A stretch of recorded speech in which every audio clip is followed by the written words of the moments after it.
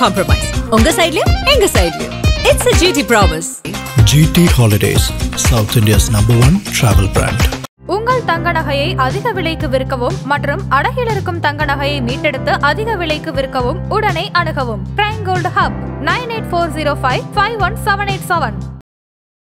பழைய வேகம் உற்சாகம்னு ஒன்று இருக்கும். அது விஜய்கிட்ட கொஞ்சம் பார்க்க முடியலையோ. அவருடைய நண்பர் ஒரு அறிக்கை ஒன்று விட்டார், அஜித் விட்டார். அதுலேருந்து கொஞ்சம் மீண்டும் கொஞ்சம் ஃப்ரீயாக இருந்தது. அவருடைய ரசிகர்கள் தொண்டர்களுக்கு மிகப்பெரிய ஆறுதலாக இருந்தது. நேற்று கூட அவர் இன்னும் முழுமையாக வெளில வரலை. அந்த முதல் தீர்மானத்தை படித்தது கரூர் மாவட்ட செயலாளர் மதியழகன். கட்டி பிடிச்சி முதல் தட்டி கொடுத்து ஆறுதல் சொல்லி பண்ணும்போதுன்னா கரூர் மக்களை ஒவ்வொரு மக்களையும் ஒரு கட்டி பிடிச்ச ஆறுதல் சொன்னதான் நான் நினைக்கிறேன். விஜய் தலைமையில் அண்ணாடிஎம்கே வருமா, அண்ணாடிஎம்கே தலைமையில் விஜய் போவாரா அப்படிங்கிறது ஒரு முற்றுப்புள்ளி வச்சுட்டாங்க. இங்கே விஜய் தான் தலை, விஜய் தான் தலை, அவர் தான் தலைவர், அவர் தான் சிஎம் கேண்டர்.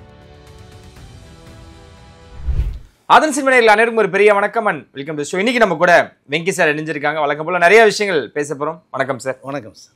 சார், நேற்று நடந்த அந்த தமிழக வெற்றி கழகத்தின் சிறப்பு பொதுக்குழு கூட்டம் என்னென்ன விஷயங்கள் நடந்துச்சு அப்படின்றத பற்றி தான் நிறைய விஷயங்கள் பேச போகிறோம். சார், 40 நாட்கள் கழிச்சு வெளியே வராங்க நிர்வாகிகளாக இருக்கட்டும், அனைவரும் வெளியே வராங்க. தலைவர் அவர்களும் அவங்கள சந்திக்கிறாரு. எப்படி பார்க்குறீங்க அந்த நிகழ்வை? நேற்று பேசுனதை வச்சு நீங்கள் என்ன சார்? நேற்று நீங்கள் பார்க்கும்போது பார்த்தீங்கன்னா பழைய விஜயை நம்ம பார்க்க முடிஞ்சுது. நேற்று அந்த சிறப்பு பொதுக்குழுவில் பார்க்கும்போது கரூருக்கு முன்னாடி இந்த விஜயை நம்ம பார்க்க முடிஞ்சுது. இப்போ டோட்டலாக ஃப்ரீ ஆகிட்டார். இதற்கு வேண்டி அதாவது 28 கமிட்டி மெம்பர்ஸை உள்ளே போட்டிருக்காரு. இதற்கு பிறகு இந்த பொதுக்குழு முடிவுக்கு பிறகு அவருடைய மாஸ்டர் பிளான் ஒன்று இருக்குது. எந்தெந்த ஊருக்கு ஃபஸ்ட்டு போகிறது, எப்படி சிறப்பாக பண்ணலாம், எங்கே போகலாம், மக்களை டிஸ்டர்ப் இல்லாமல் இது வரலாம், மக்களை அந்த ரசிகர்கள் தொண்டையில் பாதுகாக்கிறது காவல்துறை ஒரு பக்கம் பண்ணால் கூட நம்மளும் அவர்கள் இனிமேல் சேவ் பண்ணணும் அப்படிங்கிற விஷயம்லாம் இப்போ பேசப்பட்டு இருக்கு. நேற்று அந்த பொதுக்குழுனையை ஒரு பழைய விஜயை பார்க்க முடிஞ்சு. ஓகே, இருந்தாலும் அந்த தர்ம சங்கடத்தோட தான் இன்னும் அவர் பயணிக்கிறாரு சார். நேற்று அந்த தொடக்கமே கூட அவர் வந்ததுலேருந்து அமர்ந்ததுலேருந்து பழைய வேகம் உற்சாகம்னு ஒன்று இருக்கும். அது விஜய்கிட்ட கொஞ்சம் பார்க்க முடியலையோ. இல்லை, அதுதான் அதான் அதை திரும்பி எதுவும் என்ன சொல்லணும்னா, இந்த சம்பவத்திலேருந்து மீண்டும் வெளில வரணும். கொஞ்சம் வெளில வந்திருக்கார். அவருடைய நண்பர் ஒரு அறிக்கை ஒன்று விட்டார், அஜித் விட்டார். அதுலேருந்து கொஞ்சம் மீண்டும் கொஞ்சம் ஃப்ரீயாக இருந்தது. அவருடைய ரசிகர்கள் தொண்டர்களுக்கு மிகப்பெரிய ஆறுதலாக இருந்தது. அவர் சொன்னது எடுத்துக்கிற ஒரே ஒரு விஷயம் என்னென்னா, தனிப்பட்ட நம்பர் யாரும் குற்றம் சொல்லாதீங்கன்னு சொன்ன ஒரு விஷயம் ஹைலைட்டாக பேசப்பட்டுச்சு. சரி, ஸோ அதன் மூலம் வெளில வந்தார். நேற்று கூட அவர் இன்னும் முழுமையாக வெளில வரலை மீன்ஸ்னா இதுக்கு எப்படி திரும்பி நம்ம போய் சந்திக்கிறது, மக்கள்கிட்ட போய் ரீச் ஆகணும், எந்த முறையில் போகலாம், பாதிப்பில் கூட. ஆனால் இப்போ சாதாரண ஒரு அரசியல்வாதியாக இருந்தீங்கன்னா கூட்டம் நார்மலாக வரும் போகும். இவர் கூட்டம் கட்டுக்கடங்க அளவு கூட்டம் வரும்போது திரும்பி அந்த கூட்டம் நம்ம என்ன பண்ணுறதுங்கிற அந்த ஒரு மென்டாலிட்டிலே இருக்காங்க இப்போ எல்லா பேருமே. ஆனால் அதற்குரிய ஒரு சேஃப்டி ஒரு பாக்ஸ் ஒன்று போட்டாங்க. இப்போ அதன் பிரகாரம் தான் போகணுன்னு. பட் நேற்று என்னை பொறுத்த மட்டுமே பழைய விஜய் அவருடைய ஸ்பீச்லேயும் சரி, ஆக்டிவிட்டிஸ்ன்னு சொல்லி பார்க்க முடிஞ்சுது என்னால். ஓகே, சிறப்பு பொதுக்குழு கூட்டம் என்ன காரணம்? அது கிட்டத்தட்ட அது வெற்றி அடைஞ்சிருக்கா நேற்று அந்த கூட்டம்? நேற்றைய அந்த சிறப்பு அந்த பொதுக்குழு பார்த்தீங்க அப்படின்னா, விஜயோட ஸ்பீச்சு எனக்கு அதாவது அவர் எந்த ஒரு பேட்டர்னில் போகணுமோ போகிறாரு. ஆனால் இன்னும் என்ன ஒரு விஷயம் எனக்கு தோணுதுன்னா, நடப்பு அரசியல் இருக்குது பார்த்தீங்களா, அதாவது நைட்டு நம்ம ஒன்றுமே இருக்காம கால் ஒரு விஷயம் நடக்கும். பட் அதுக்குள்ளே விஜய் அவர்கள் இன்னும் போகணுன்னு நான் விரும்புகிறேன். ஏன்னா கோவை மாணவி ஒரு 3 பேரால் பலாத்காரம் செய்யப்பட்ட அதாவது என்ன சொன்னால் இந்தியா மட்டுமில்ல உலகே உலுக்கியிருக்கிற ஒரு விஷயம். அது கடுமையான அந்த 3 பேர் தண்டனை கொடுக்கணும். பட் அது சம்மந்தமாக இன்னும் கொஞ்சம் அழுத்தம் விஜய் அவர்கள் பேசியிருக்குன்னு நான் நினைக்கிறேன். நான் சரி, இந்த கரண்ட் அரசியலுக்குள்ளே கொஞ்சம் வராமல் இருக்காங்க விஜய் அவர்கள். பட் வந்தாருன்னா மக்கள் மனசில் நமக்குன்னு ஒரு குரல் கொடுக்குற ஒரு ஆள் இன்னும் இருக்குது அப்படிங்கிறத நம்ம பார்க்க முடியும். ஆனால் இதற்கு அடுத்து நீங்கள் பேசிய ஆதவர்ஜனுடைய ஸ்பீச்சு தான் விஜய் அவர்கள் என்ன பேசணும்னு நினைச்சாரோ அவருடைய மனசாட்சி ஆதவர்ஜனை பேசியிருக்கான்னு நான் நினைக்கிறேன். ஓகே, ஏ சென்டரில் பேசக்கூடிய ஒரு விஷயத்த விஜய் பேசியிருக்காரு. பிஎன்சிக்குள்ள ஒரு விஷயம் இருக்குது. எப்போவுமே ஏபிசின்னு பிரிப்பாங்க. பிஎன்சி ஆடியன்ஸுக்கு மக்களுக்கு ஆதவர்ஜனுடைய ஸ்பீச்சு தெரிக்க விட்டுருக்கு அப்படின்னு தான் நினைக்கிறேன். பட் ஆனாலும் ஒரு லிமிட்டுக்கு மேலே பேசுறதுன்றதை இதை கொஞ்சம் கட்டுப்படுத்திக்கலாம்னு நினைக்கிறேன். ஆதவர்ஜன் தீர்மானங்கள் அத்தனை பேருக்கு ஒரு வாய்ப்புகள் கொடுத்தாங்க. அந்த மேடையில் ஒரு தலைவரும் ஒரு பொதுச் செயலாளரும் இல்லை அவங்கள இணைச் செயலாளர் இந்த மாதிரி ஆட்கள் மட்டுமே அதை எடுத்துக்காம தீர்மானத்துக்கு நிறைய மாவட்ட செயலாளர்களை அழைச்சி அந்த வாய்ப்புகள் கொடுத்தது எப்படி சார் பார்க்க? அது உண்மையிலேயே நான் சிறப்பாக தான் பார்க்குறேன். அதுவும் அந்த முதல் தீர்மானத்தை படித்தது கரூர் மாவட்ட செயலாளர் மதியழகன்.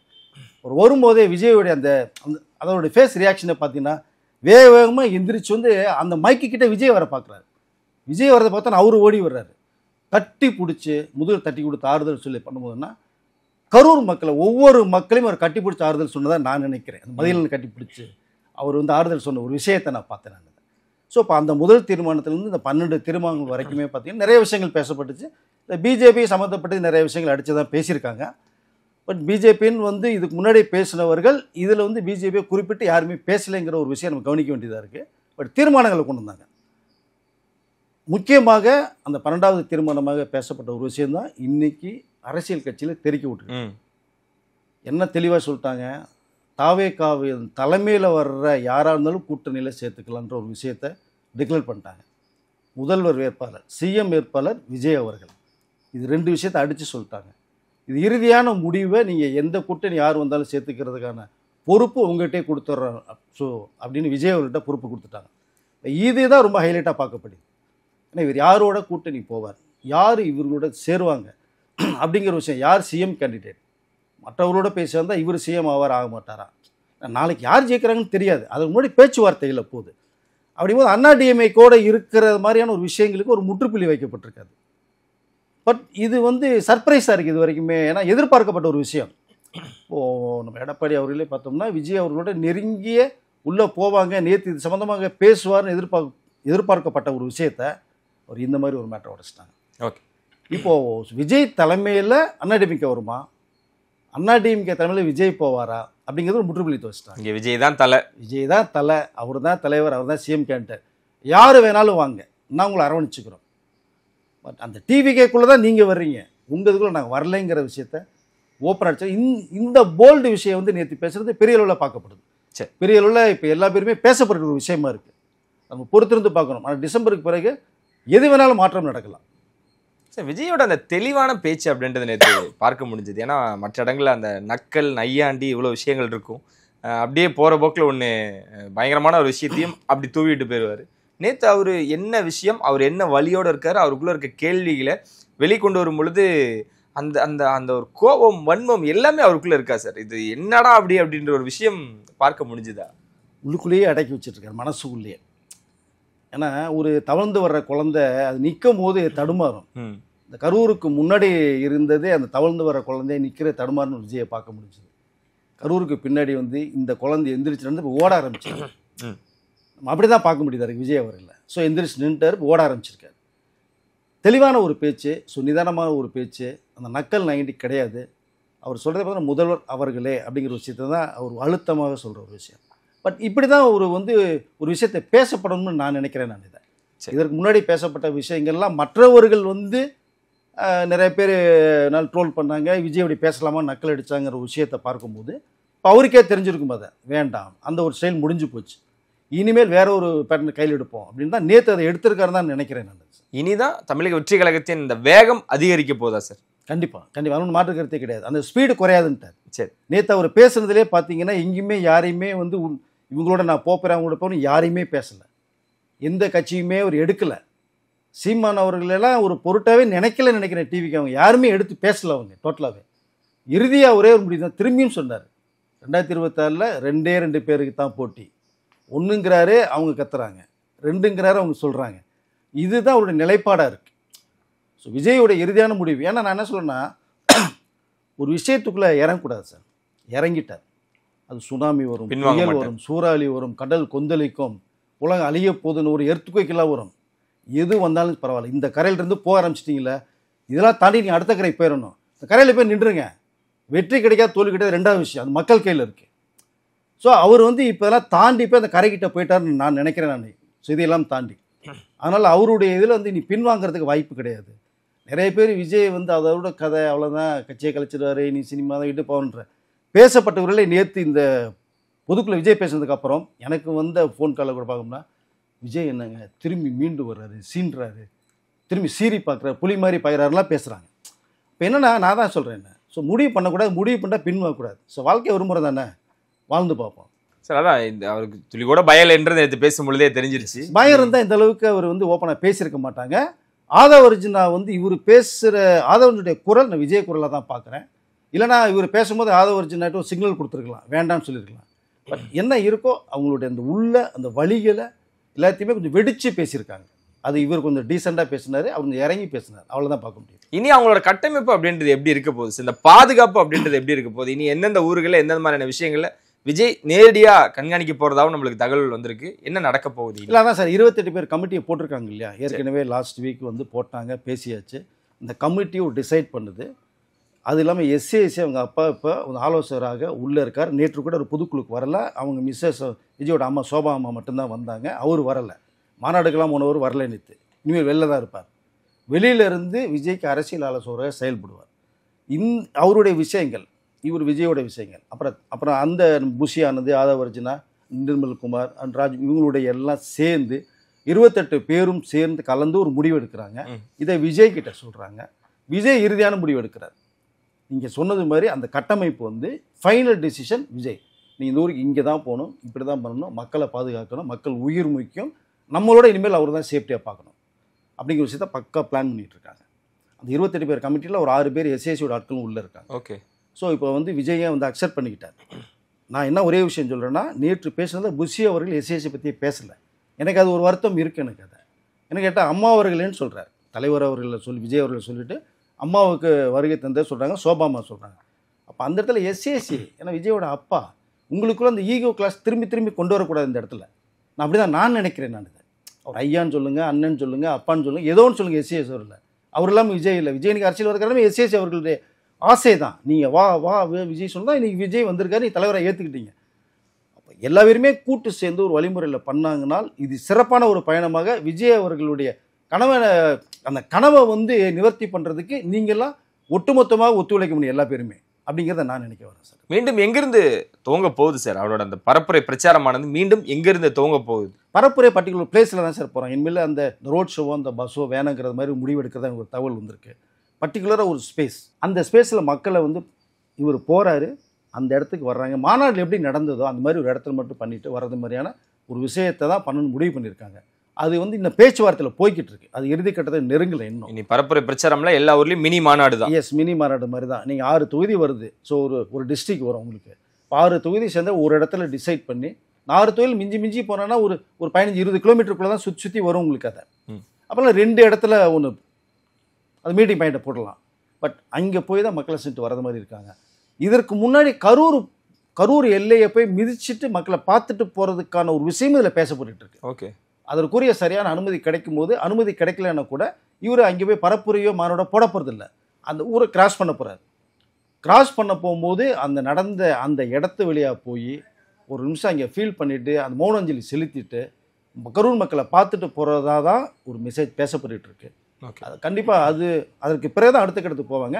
எந்த ஊருக்கு போகிறாங்கிறது இன்னும் முடிவு பண்ணல. அது சார்ட் ரெடி பண்ணிட்டு இருக்காங்க இப்போது. சரி, ஆனால் பலத்த பாதுகாப்போடு தான் இறங்க போகிறோம். இல்லை, அவர்களே நான் ஏற்கனவே சொல்லியிருக்கேன். இப்போ காவல்துறையோடைய அனுமதியோடு அவரோட பாதுகாப்போட ப்ளஸ் இவருடைய பவுன்சர்ஸ்ன்னு சில பேர் இருக்காங்க இல்லையா, அதை தொண்டர்களை மாற்றுறாங்க. எல்லா கட்சிகளுமே தொண்டர்கள் தான் பாதுகாப்பாக இருப்பாங்க உங்களுக்கு. இதுலேயும் வந்து தொண்டர்களை மேலும் உருவாக்குறாங்க. விஜயோட நேரடி பார்வையில் தான் எல்லாமே நடக்க போகுது. முன்ன பொறுப்பை கொடுத்தார், நீங்கள் பாருங்கன்னு கொடுத்தாரு. அது சரியான முறையில் செயல்படுத்தினா கூட அது ரீச் ஆகல. கரூர் சம்பவம் நடந்துருச்சு. இவருடைய பார்வையில் நடக்க போகுது. மக்களுக்கு இவரிலே பாதுகாப்பு தர்றதுக்கான ஒரு ஏற்பாடும் பண்ணியிருக்கார் விஜய் அவர்கள். ஓகே. மீண்டும் இந்த ரஜினி ரசிகர்களை சீன்றாங்களா விஜய் ஆதரவாளர்கள் அப்படின்னு ஒரு பார்வை இருக்கு. ஏன்னா இன்னைக்கு காலகட்டத்துக்கு ரஜினி அவர்கள் தான் சூப்பர் ஸ்டார். என்னைக்கும் அவர் தான் சூப்பர் ஸ்டார், மாற்று கருத்து இல்லை. வாங்குற சம்பளமா இருக்கட்டும், அவர் பண்ணக்கூடிய பிஸ்னஸாக இருக்கட்டும், அதுக்கப்புறம் இருக்கக்கூடிய நடிகர்கள் அப்படின்னு தெரியும். இந்த காக்கா கழுகு கதையிலேருந்து தொடர்ந்து ஆதவ் அவர்கள் பேசும்பொழுது கூட இந்தியாவிலேயே நம்பர் 1 ஆக்டர் அப்படின்றார். ஸோ அப்படின்ற பொழுது ரஜினி அவர்களை குறைச்சி மதிப்பிட்டுட்டாரு அப்படின்னு ரஜினி ரசிகர்கள் நிறைய பேர் அவங்களோட கோபத்தை பார்க்க முடியுது. ஏன் சார் அதை தொடருது? விஜய் அவர்கள் தானே இது கெட்ட பேர். கண்டிப்பாக சார். இவர் உலகக்கோப்பை மகளிர் வாங்கினாங்க இல்லையா, அவர் ஆதவர்ஜன் என்ன சொல்கிறாங்கன்னா 83ல் ஆண்கள் உலகக்கோப்பையை வாங்கினாங்க. அதற்கு பிறகு இப்போ மகளிர் வாங்கியிருக்காங்க. இதுக்கடையில் MS தோனி ஒருத்தர் வாங்கியிருக்காரு. அது ஆதவர்ஜனே தெரியல. பட் ஒரு விஷயம் நம்ம பேசும்போது வந்து கொஞ்சம் உள்ளுக்குள்ளே போயிட்டு பேசணும். 2 முறை வந்து ஆண்கள் உலகக்கோப்பை இருக்காங்க. ஒன்று கபில் தேவ் தலைமையில் 83 அண்ட் MS தோனி தலைமையில் ஒரு தடவை, இப்போ மகளிர் 1. ஓகே, இருக்கட்டும். இப்போ இதுக்குள்ளே வந்து ஆதவர்ஜனா ஒரு விஷயம் பேசுகிறாரு அப்படிங்கும் போது இந்தியாவிலே உச்ச நடிகர் அப்படிங்கிறத விஜயை ஒத்துக்க மாட்டார். நீங்கள் அவருக்கு வந்து அந்த ஸ்பீச்சில் ஃப்ளோ வந்துருச்சு. பட் விஜயை ஒத்துக்க மாட்டார். தமிழ் தொழிலகத்தில் அவர் மிகப்பெரிய உயரத்தில் இருக்கார். ரஜினி சாரோட கம்பேர் பண்ணவே வேணாம் விஜய். அவர் லெவல் வேறு. ரஜினியை பார்த்து வளர்ந்தவர் விஜய். இதை தேவையில்லாமல் வந்து சில பேர் மூடி விட்டு ரஜினி விஷயங்களுக்கு விஜய் திரும்பி ஒரு பிரச்சனை உருவாக்குறதுக்கு பார்க்குறாங்க. அது ஆதவர்ஜனாவே இனிமேல் பேசும்போது கொஞ்சம் யோசித்து பேச நல்லா இருக்கும். ஏன்னா விஜய் அரசியலுக்கு போயிட்டார். நான் ஏற்கனவே நம்ம இதிலே பேசியிருக்கேன். அவர் நடிகருடைய எல்லா அரசியல் ஆதரவு அவருக்கு தேவை அப்படின்னு பேசியிருக்கோம். விஜய் ஏதாவது பேசுகிறாரா? எதையுமே கிடையாது. அப்போ கூட இருக்கிறவங்களும் கொஞ்சம் பேசும்போது பார்த்து பேசணும். இப்போ தான் அந்த பிரச்சனையெல்லாம் முடிஞ்சிருக்கு. நீங்கள் சொன்ன காக்கா கழு கதையெல்லாம் முடிஞ்சு இப்போ தான் ஓரளவு அப்படியே மறந்து ட்ராவலாக போயிட்டு இருக்கும்போது திரும்பி இந்த ஒரு விஷயத்தை வந்து பேசுகிறது வந்து எனக்கு உடன்பாடு இல்லை. பட் தமிழ் திரையுலகத்தில் மிகப்பெரிய உயரத்தில் இருக்கார். 200 ரூபா சம்பளம் வாங்கினார். அதெல்லாம் மறுப்பதற்கே இல்லை. எல்லாருக்குமே தெரியும். இந்தியாவிலேயே அதிகமான சம்பளம் வாங்கின நடிகர்னா இந்தியில நிறைய பேர் இருக்காங்க. ஷாருக் கான் அமீர் கான்லாம் இருக்காங்க. சமீபத்தில் அல்லு அர்ஜுன் கூட அந்த லிஸ்ட்ல இணைஞ்சிருக்காரு. எஸ், அதனால ஆதவர்ஜுன் நான் பேசும்போது ஒரு சின்ன இந்த மாதிரி தெரியாத விஷயங்களை பேசும்போது கொஞ்சம் எடுத்துட்டு பேசினா பெட்டரா இருக்குன்னு நினைக்கிறேன். இன்னொன்னு ரெட் ஜெயின்ட்ல கையெழுத்து போட்டுட்டு பெரிய பெரிய நடிகர்கள் உள்ள சரண்டர் ஆயிருக்காங்க அப்படின்ற ஒரு விஷயமும் பார்க்கப்படுது. சன் டிவிலயா இருக்கட்டும், ரெட் ஜெயின்ட்லயா இருக்கு. அதான் சார், இது முழுமையா அவரு எதிர்க்கிறாரோ? ஏன்னா அவரு விஜய் கிட்ட நல்ல பேர் வாங்கணும்னு சொல்லிட்டு ரஜினி ரசிகர்களின் வாக்கையும் அந்த செல்வாக்கையுமே அவரு முற்றிலும் அவரு கண்டிப்பா அதுதான் சொல்றேன். அது பேசும்போது ஒரு தடவை தெளிவா அவர் யோசிச்சுட்டு பேசுன்றேன். விஜய் அவர்களுக்கே அது கண்டிப்பா பிடிக்காது. இதற்கு பிறகு விஜய் அவர்களை கண்டிப்பா அதை கூப்பிட்டு இது மாதிரி இனிமேல் அடுத்ததில் பேசாதுன்னு சொல்லியிருப்பார். ஓகே. ஏன்னா இப்போ ரெட் ஜெயின்ட்ல வந்து போறாங்கன்னா ஒரு சக நடிகர்கள் யாரும் அரசியலில் கிடையாது. நீங்க அரசியலில் இருந்துட்டு நீங்க போறீங்கன்னா நீ சொல்லி இப்போ விஜய் அவர் ரெட் ஜெயின்ட்ல போட்டாங்கன்னா போக மாட்டார். அது மாதிரி யாருமே அரசியலில் இல்லை. அதனால ரெட் ஜெயின்ட்ல அவங்க ஒரு வந்து ப்ரொடக்ஷன் கம்பெனி. இப்போ வந்து உதயநிதியும் கிடையாது, இன்பநிதி உள்ள இன்சார்ஜில் வந்துட்டார். ஒரு தயாரிப்பு நிறுவனம் நீங்கள் வந்து நீங்கள் 300 கோடி ரூபா ஒரு நடிகருக்கு 300 ரூபா கொடுத்து படம் ரெடியாக இருக்காங்க. அப்போ இவங்க எல்லா கம்பெனி தான் பண்ணுவாங்க அரசியலை தவிர்த்து. இப்போ ஆதவர்ஜனா வந்து இதுக்குள்ளே லிங்க் பண்ணும்போது நீங்கள் திரும்பவும் வந்து அந்த ரசிகர்களையும் விஜய் ரசிகர்களையும் மோத விடுற ஒரு செயலாக இருக்கும். இப்போது தேவையில்லாமல் ரஜினி ரசிகர்கள் ஒரு விஷயத்தை எடுத்து பேசுனாங்கன்னு வச்சுங்களேன், இப்போ யாருக்கு லாஸ் ஆகும்? 2 ரசிகர்கள் முட்டிக்குவாங்க மீடியாவில். அதனால் விஜய் அவர்களுக்கு வந்து மீடியாவிலேருந்து இப்போ ஒதுங்கி போகிற அரசியலுக்கு போனான்னா அவருடைய வெற்றி பாதைக்கு என்னத்தையோ அதை தான் நீங்கள் பேசணும். மற்ற நடிகரோட கம்பேர் பண்ணாதீங்க. திரும்பவும் நான் சொல்கிறேன், அவர் எல்லா நடிகர்களுமே சந்திக்க போகிறார். எல்லா ரசிகர்களுடைய ஓட்டும் அவருக்கு தேவை. நீ அங்கே கூட்டம் வருது இல்லையா, கூட்டம் வர்ற இடத்துல அங்கே ரஜினி ரசிகர்கள் இருப்பாங்க, கமல் ரசிகர்கள் இருப்பாங்க இல்லையா? அப்படிங்கும்போது நீங்கள் வந்து அவருடைய வாக்குகள்லாம் சிதறச்சோம்னா அவன் 10 பேர்ட்ட சொல்லுவாங்களே போய் நம்ம தலைவரை இப்படி பேசுகிறாரு, அவர் இது விஜய் கேட்க மாட்டாருலாம் பேசுவாங்களே. தயவுசெய்து விஜய்க்கு நீங்கள் பேக் போனாருங்க. அவருடைய பாதையில் நீங்கள் ரூட்டு போட்டு கொடுங்க. இந்த ரூட்ல குண்டும் கொலியும் தூண்டிடாதீங்க, முள்ளு செடியை போட்டுறாதீங்க. இல்ல விஜய் கண்டிச்சிருக்க வாய்ப்புகள் இருக்கா சார்? இல்ல இது வந்து கண்டிப்பா, அதாவது இப்போ நம்மளே பேசுறோம் இல்லையா, இப்போ விஜய் கண்டிப்பா நேற்று பார்க்கும்போது இது சம்பந்தம் பேசும்போது பேசுவார் இல்லையா, கண்டிப்பா கேட்டிருப்பார். அடுத்த தடவை ஆதவர்ஜனா பேசும்போது இதுக்குள்ள போக மாட்டார்னு நினைக்கிறேன் நான். சார், லைக்கா முதல் முறையா இங்க தயாரிப்பு நிறுவனமா களமிறங்கும் பொழுதும், ரெட் ஜெயின்ட் முதல் முறையாக களமிறங்கும் பொழுதும் விஜய் வச்சு தான் தொடங்குறேன். குருவின்ற படம் வந்து விஜய் அவர்கள் தான் ஆரம்ப பிள்ளை, அந்த பிள்ளையார் சொல்லினே கூட எடுத்துக்கலாம். கண்டிப்பா ஆதவர்ஜுன் அது பார்க்கலையா அப்படின்ற ஒரு விஷயம். ஏன்னா அவ்வளோ ட்ரோல்ஸ் பார்க்க முடியுது. ரஜினி ரசிகர்கள் குறைஞ்சிட்டாங்க இல்ல அப்படின்ற பொழுது நேற்று ஃபுல்லா அவங்க தான் ட்விட்டர்ல அவ்வளோ விஷயங்கள் எழுதிக்கிட்டு இருக்காங்க. இது கோவமா தான் வெளிப்படுத்தும், அதுல இருந்து மாற்று கருத்து. கண்டிப்பா சார், கோவம் வரும்ல சார். உண்மையாக ரஜினி ரசிகர்களுக்கு நீங்க விஜய் ரசிகர்களுக்கு எத்தனை பேர் இருக்கீங்க? நீங்க 1 கோடி பேர் இருப்பீங்களா? ரஜினி ரசிகர்களுக்கு கிட்டத்தட்ட அப்படின்னா டபுள் மடங்கு இருப்பான் சார் உங்களுக்கு. இப்போ நீங்கள் சொன்னது மாதிரி ரெட் ஜெயினுடைய ஃபஸ்ட்டு ப்ரொடக்ஷனில் குருவி படம், அது கில்லி டைரக்டர் தான் டைரக்ட் பண்ணுறாரு இல்லையா? அந்த படத்தை இவர் தான் ஹீரோ. இப்போ உதயநிதியும் விஜயும் நெருங்கிய நண்பர்கள், ஓகே, ஃபேமிலி ஃப்ரெண்ட்ஸு. அரசியல் வந்ததுக்கு அப்புறமேல தான் இப்போ மாற்று கருத்து உருவாயிருக்கு 2 பேருக்குமே இல்லையா? ஸோ அதனால் வந்து அது திரும்பி என்ன சொல்லணும்னா, நம்ம ஆதவர்ஜனா பேசும்போது இந்த வேர்ல்டு கப் மேட்ரு எடுத்த விஷயத்தையும் இந்த ரெட் ஜெயினில் போய் பெரிய இடையில் போடுறதும் அப்படிங்கிற விஷயத்தை விட்டு அந்த ரெட் ஜெயினில் விஜயும் பண்ணியிருக்காருங்கிற விஷயத்த நம்ம எடுத்துக்கணும். பட் இன்னொரு விஷயத்தை அவர் பேசுகிறத நம்ம வந்து இங்கே நோட் பண்ணலாம். விஜய் அவர்கள் சைக்கிளில் வந்து ஓட்டு போடும்போது டிஎம்கேக்கு ஆதரவாக தான் அவர் சொன்ன ஒரு விஷயம். சைக்கிளே பார்த்தீங்கன்னா கருப்பு சேப்பில் தான் வந்தார். அப்போ உங்களுக்கு ஆதரவு கொடுத்தவர் தான் எங்கள் தலைவர் அப்படிங்கிற விஷயத்தெல்லாம் சொல்லும்போது அதெல்லாம் சந்தோஷமாக ஏற்றுக்கலாம். இப்போ நீங்கள் இன்னொரு இது பார்த்தீங்கன்னா சீமானுக்கு சப்போர்ட் பண்ணி கோட்பாட்டில் மைக் எடுத்து பேசியிருப்பார். ஸோ அதாவது அரசியல் வர்றதுக்கு முன்னாடி இது வந்து இது நடந்த விஷயம். அப்போ விஜயே வந்து டிஎம்கேக்கு அப்போ சப்போர்ட்டாக இருந்திருக்காருங்கும் போது இன்றைக்கு அவர் கட்சி ஆரம்பித்த மகள் போது அவர் தனித்துவமாக நிற்கிறேன்னு பார்ப்பார். அப்போ மற்ற கட்சியில் எதிர்த்து தான் ஆகணும். பட் அதனால் ஆதவர்ஜனா பேசும்போது அவர்கள் மற்ற பேச்சு எல்லாமே வந்து ஒரு ஆக்ரோஷத்தையும் கோபத்தையும் வலியையும் அப்படிங்கிறத வந்து காட்டுச்சு. இந்த மாதிரி சின்ன விஷயங்கள் ரசிகர்கள்ட்ட இந்த பிரிவினையை உருவாக்கிடக்கூடாது. தயவுசெய்து அடுத்து வந்து விஜய் கிட்டே கேட்டாவது பேசணும் இனிமேல். சார் ரொம்ப நன்றி சார், வழக்கம் போல நிறைய விஷயங்கள் எங்களோட பகிர்ந்துக்கிட்டதுக்கு. நிகழ்ச்சியில் அவங்களை சந்திக்கும் முறை உங்களை எடுப்பில் நன்றி, வணக்கம்.